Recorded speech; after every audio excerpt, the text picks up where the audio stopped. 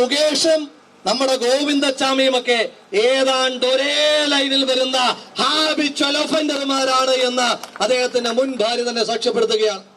എന്റെ വായിക്കാത്ത കയറിയിരുന്ന് വിടുവിച്ചാലേ ശരിയാവും. വ്യത്യാസം എന്താ? ഗോവിന്ദച്ചാമി ജയിലിൽ കിടക്കുന്നു, മുകേഷ് പുറത്ത് കിടക്കുന്നു. ധൈര്യം ഉണ്ടെങ്കിൽ ഇറങ്ങി വാടാ, ഇല്ലെങ്കിൽ ഞാൻ അങ്ങോട്ട് വരാടാ. മുകേഷിനെ പറ്റി ഞാൻ കൂടുതലായിട്ടൊന്നും പറയേണ്ട കാര്യമില്ല.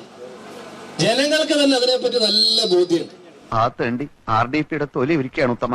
സഹിക്കല്ലാതെ എന്ത് ചെയ്യാം. ഇപ്പൊ എം മുകേഷ് എന്ന് പറയുമ്പോ മഹാനായ ഒരു കലാകാരന്റെ പേരിലാണ് ഈ എം അറിയപ്പെടുന്നത്, അല്ലേ? ഒരു കയ്യബദ്ധം നാറ്റുകരുത്. പക്ഷെ ഇപ്പോ ഈ സോഷ്യൽ മീഡിയ പറയുന്ന എം എന്ന് പറഞ്ഞാൽ മെഴുകാണെന്ന്. നല്ല മനുഷ്യൻ, ഇയാള് വേഗം ചത്താൽ മതിയായിരുന്നു. എം മുകേഷ് എന്ന് പറഞ്ഞാൽ മെഴുകു മുകേഷ് ആണ് എന്നാണ് ഇപ്പൊ സമൂഹ മാധ്യമങ്ങൾ പറഞ്ഞുകൊണ്ടിരിക്കുന്നത്. അറിഞ്ഞില്ല, ഇത് ഞാൻ അറിഞ്ഞില്ല. ഈ നാട്ടിലെ ഒരു സാധാരണക്കാരൻ ഒരു അത്യാവശ്യത്തിന് വേണ്ടി വിളിച്ചാൽ അദ്ദേഹത്തിന് തിരിച്ചുള്ള മറുപടി അന്തസ് വേണമെടാ, അന്തസ്. അന്തസ് വേണടാ മനുഷ്യനായി കഴിഞ്ഞാൽ.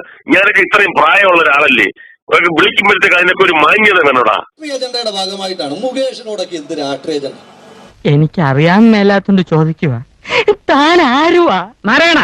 മുകേഷിനോട് ആർക്കെങ്കിലും ഈ നാട്ടിൽ രാഷ്ട്രീയ അജണ്ടയുടെ പേരിൽ എന്തെങ്കിലും ഒരു വിരോധം തീർക്കേണ്ട കാര്യമുണ്ട്? ഒന്ന്, മുകേഷിനെ ഈ നാട്ടിൽ ആരെങ്കിലും രാഷ്ട്രീയക്കാരായിട്ട് അംഗീകരിക്കുന്നു? ജീവിക്കാൻ ഇപ്പം ഒരു മോഹം തോന്നുന്നു.